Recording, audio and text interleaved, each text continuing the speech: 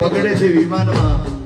બસ મારા જીવનમાં એક સપનું બાકી છે કે ગમે તે આઉટ ઓફ કન્ટ્રી જઈને પ્રોગ્રામ કરું અને બાબાના એવા આશીર્વાદ થયા, દ્વારિકાધીશના એવા આશીર્વાદ થયા કે હમણાં તમારા બધાના આશીર્વાદથી લંડન જઈને આવ્યો. અમેરિકાનો વિઝા મળ્યા તો ત્યાં જવાનો ટાઈમ નતો, એટલા પ્રોગ્રામ બુક હતા.